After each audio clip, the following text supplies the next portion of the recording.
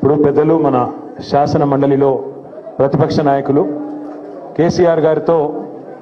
2000 సంవత్సరం నుంచి సహచరుడిగా ఆనాడు ఉద్యమాన్ని తర్వాత 10 ఏళ్లు శాసనసభాపతిగా తెలంగాణ తొలి శాసనసభాపతిగా మరి దగ్గరుండి కేసీఆర్ గారి ముఖ్యమంత్రిగా వారి నాయకత్వాన్ని దగ్గర నుండి చూసిన గౌరవనీయులు పెద్దలు మత్స్యనాచారి గారిని మాట్లాడవలసిందిగా కోరుతాం. గౌరవనీయులు మన పార్టీ కార్యనిర్వాహక అధ్యక్షులైనటువంటి కేటీ రామారావు గారికి ఈరోజు ప్రజాయోధుడు అనేటువంటి పుస్తకాన్ని రాసి మనందరికీ తెలిసిన విషయాలు అయినప్పటికీ కేసీఆర్ గారంటే ఒక చరిత్ర,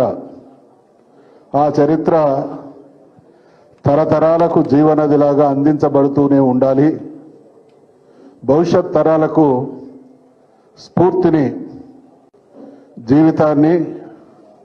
సమాజం కోసం అంకితం చేసి ఒక సమాజాన్ని ఏ రకంగా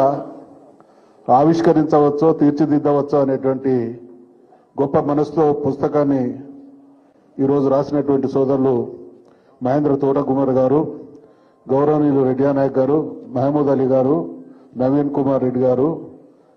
వెంకట్రామరెడ్డి గారు, గెలు శ్రీనివాస్ గారు, మా సోదరులు రాకేష్ గారు, ఇంకా నీ పక్కన రాకేష్, గౌరవనీయులు వినోద్ ఎంపీ గారు, గౌరవనీయులు వద్దిరాజు గారు ఎంపీ గారు, సోదరి మా సత్యవతి రాథోడ్ గారు, సునీత గారు, తుల ఉమ్మ గారు, మా ఆడబిడ్డలందరికీ వేదిక పైనటువంటి అన్నదమ్ములందరికీ, ఎందుకంటే పేర్లన్నీ తెలిసినాయి కాబట్టి ఇది నిజంగా ఒక అపురూపమైనటువంటి సందర్భం. కేసీఆర్ గారంటే డే 1 రోజు వారు తెలంగాణ రాష్ట్ర సాధనోద్యమాన్ని ప్రారంభించాలి, తెలంగాణ బాగుపడాలంటే తెలంగాణ రాష్ట్రం సాధించడమే ఏకైక మార్గమని బలంగా నమ్మి, ఈ బలంగా నమ్మడానికి వెనుకున్నటువంటి నేపథ్యం, రాజకీయాల్లో తాను ఏ సంవత్సరం రాజకీయ జీవితం ప్రారంభించిండో నాకు తెలియదు, కానీ నేను వారిని 83 నుండి చూస్తున్నా. చాలా మనమందరం కూడా అనేక విషయాలను గమనిస్తాం, కానీ కేసీఆర్ గారి దృష్టికోణం వేరు. ఆయన విషయాలను చూడడమే కాదు, పరిశీలిస్తాడు, పరిశోధిస్తాడు, సారాంశాన్ని గ్రహిస్తాడు. ఇద్దరు మహానుభావులు, ఒకరు జయశంకర్ గారైతే, జయశంకర్ గారు తెలంగాణ ఆంధ్ర కలపాలనేటువంటి ప్రతిపాదన వచ్చినప్పుడు ఆయన వయసు బహుశా 13-14 సంవత్సరాలు ఉన్నాయో లేవో. ఆ రోజు ఒకానొక సందర్భంగా నేను వారి స్టూడెంట్ని కాబట్టి, సార్ మీరు కలపాలనేటువంటి ప్రతిపాదనని ఎందుకు వ్యతిరేకించిండ్రు అనంటే, ఆయన చెప్పినటువంటి సమాధానం విన్న తర్వాత 55 సంవత్సరాల వయసులో నేను వెలిబుచ్చినటువంటి అభిప్రాయాన్ని 13-14 సంవత్సరాల వయసులోనే గ్రహించినటువంటి కాలజ్ఞాని, దార్శనికుడు జయశంకర్ గారు. ఆంధ్ర ఆ రోజు బ్రిటిష్ వారి పాలనలో ఉంది. వారు అన్ని రకాలుగా ముందున్నారు, విద్యలో కానీ, బ్రిటిష్ వారికి ప్రపంచాన్ని ఏలినటువంటి నైపుణ్యం కాబట్టి ఎక్కడ సంపద ఉంది, ఎక్కడ దోచుకోవాలనేటువంటి విషయాలలో స్పష్టత ఉన్నది కాబట్టి వారితో 200 సంవత్సరాలు అంటగాగినటువంటి ఆంధ్రులకు ఆ లక్షణాలు అబ్బినాయి కాబట్టి అమాయకులైనటువంటి మనల్ని కలిపితే ఖచ్చితంగా గోసపడతాం అనేటువంటి విషయాన్ని ఆ రోజు వారు గ్రహించడం జరిగింది. అదే రకంగా కేసీఆర్ గారు నేను చూస్తున్నటువంటి సమయం 83 నుండి వారితో 2000 సంవత్సరం పార్టీ పెట్టే నాటికి అనేక సందర్భాల్లో తెలంగాణకు జరుగుతున్నటువంటి అన్యాయం విషయంలో స్పష్టమైనటువంటి అవగాహన కలిగి తెలంగాణ రాష్ట్ర సాధనే ఏకైక మార్గం అనేటువంటి లక్ష్యంతో ఒక్కడుగా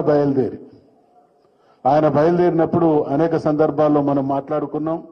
2 బలమైన పార్టీలు, 2 బలమైన నాయకులు, 2 సామాజిక వర్గాలు, బలమైన సామాజిక వర్గాలు, వారికి అండదండగా అనేక రకాలైనటువంటి బలగాలు మరి కేసీఆర్ గారు ఈ ప్రస్థానాన్ని ప్రారంభించి